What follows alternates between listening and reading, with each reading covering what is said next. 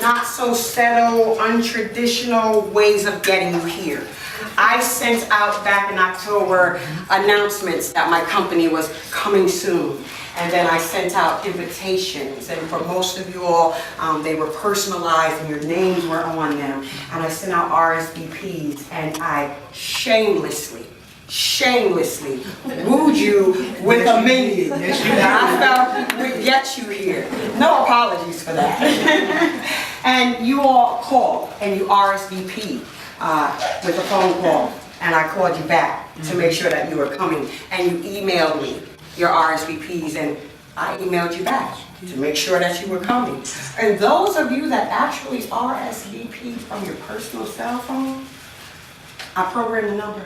All right. And I called you back to make sure that you were coming. So if you are sitting here, then it is because my not so subtle ways of getting you here did not annoy you to the point where you did not feel like being bothered. So when I say thank you from the heart. Thank you for being here. Now, in saying thank you, the invitations did say that the first person to sign in their session gets a gift. Can one of my staff please tell me who the first person is that signed in? Thank you.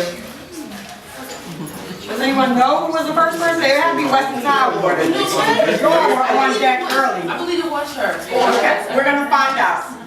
We're going to find out right now. Audrey Livingston. And you're the one that I spoke to several times. Ms. Livingston, I want to thank you. Listen. Were you saying you were actually the first one to come in? No, I said she registered us all. She did. She did. I talked to her several times. They left us earlier. They knew that class. Is that what it was? I'm going to take care of you all. Don't even worry about it, okay? The program, this program, 6 years in my heart, 2 years on paper, and today I'm here. I thought about when I had my open house and the fact that the first person will walk through my door. So I want to say thank you. This is where I come.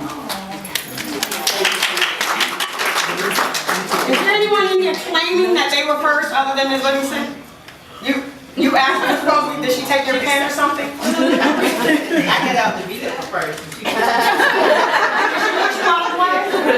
You know what? I actually was ready for you.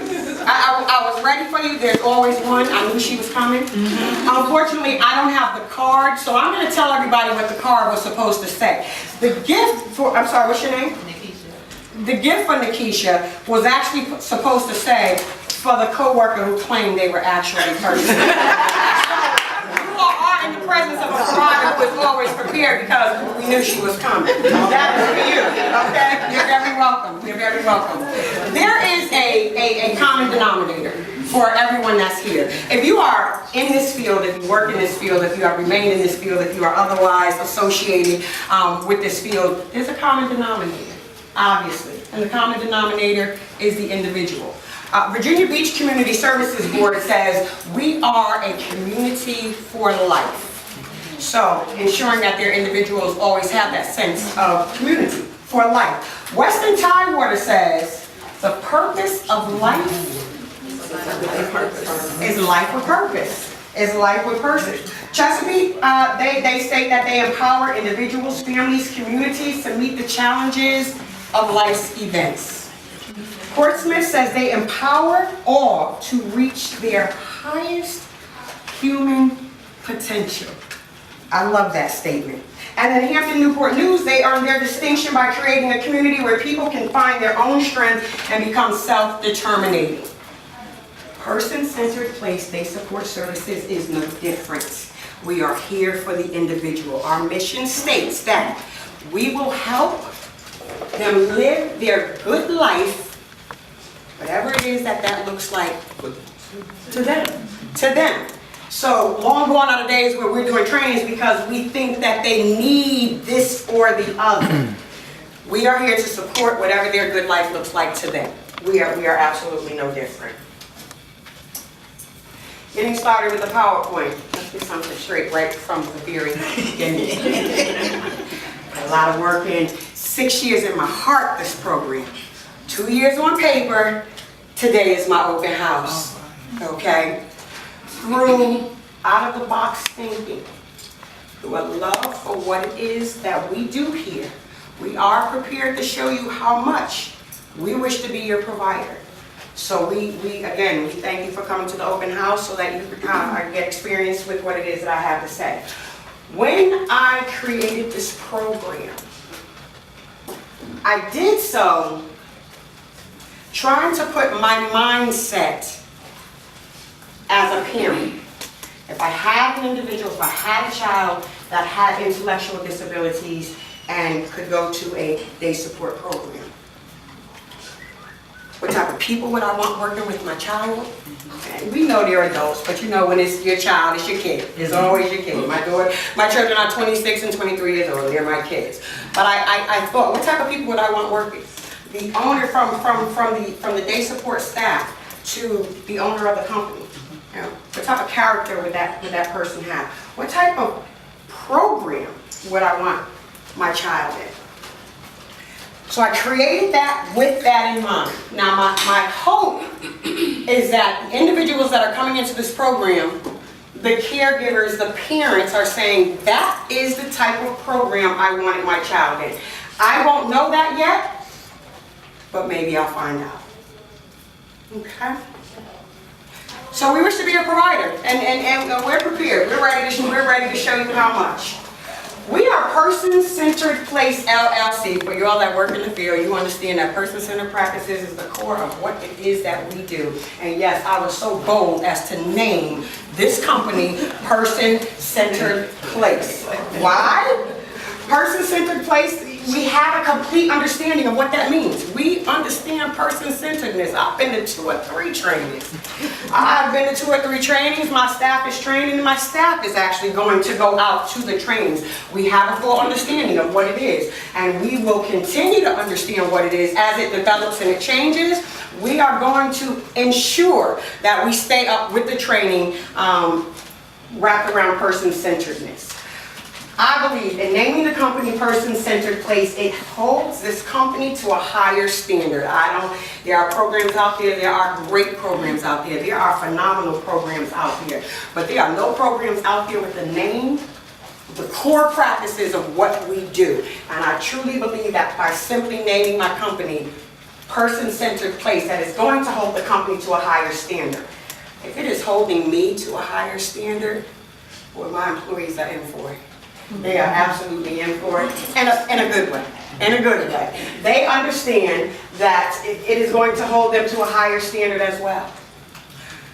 Again, I was hoping by naming it Person-Centered Place that we would somehow, and I didn't expect automatically, but gain the trust of the referral sources, the individuals themselves, and the families that support the individuals.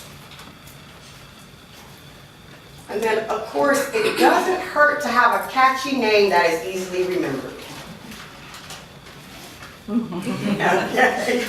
We are Person-Centered Place, LLC. It is a matter of safety in this program. Everybody's program is a matter of safety. That's what we're here for. We're here to keep the individual safe. That is #1 priority. We have taken some steps and we have gone a little above and beyond what is required of us. The fire marshal came out. Before I could get open, before I could get licensed, fire marshal came through. And the fire marshal stated to us that the one, and actually did have the fire extinguisher, but one 2.5-pound fire extinguisher posted out in the front of my building would be sufficient for the 2,400 square feet I have here and the 20 individuals that I can service. We say no. 2,400 square feet. We have individuals here in program area. We're going to take a tour. I don't want to put out there what we have in the building, but there's different rooms back there. There's different activities areas back there. I would certainly not want my staff to have to leave from the back of my building to run to the front of the building if there was a situation. Fire marshal said 1 fire extinguisher. We have 4 fire extinguishers in this building. It's a matter of safety. Emergency drills. Every program licensed under DBHDS required that run fire drills, emergency drills. And the requirement is once a month. And certainly we are going to be in compliance. We're going to be like everyone else, and we're going to be in compliance. But where we differ at is that we're going to do emergency drills more often. We are actually going to run emergency drills every 2 weeks. The 1 month, once a month, will be documented and it will be on paper. But the second fire drill is because we feel that repetition and consistency is a great way to learn. So we are actually going to do drills for the purposes of the individuals twice a month as opposed to once a month. Facility maintenance. Same concept with facility maintenance. There's a form that you get approved by. The form you have to do facility maintenance once a month and it has to be documented. We are going to walk through this facility every single week just to make sure that there are no hazards, anything that needs to be taken care of. We are certainly going to take care of it more than once a month. We're going to document it once a month. But we are actually going to walk through this facility once a week, and then obviously if there's anything that needs to be taken care of, we will be able to take care of it at that time, because it's a matter of safety. Individual ID badges. The community with an identification badge and their picture. You know, we're a program. We're going to be in the community. We definitely are. Our hope is to educate the community. That's a tough job, but we're going to do our very best at it. Our individuals are going to carry badges that will identify them should anything happen.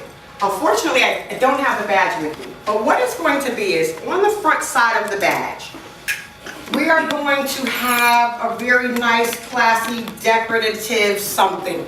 It's not going to say person-centered plates. It's not going to say they support services. It's not going to say I'm an individual, if that makes any sense.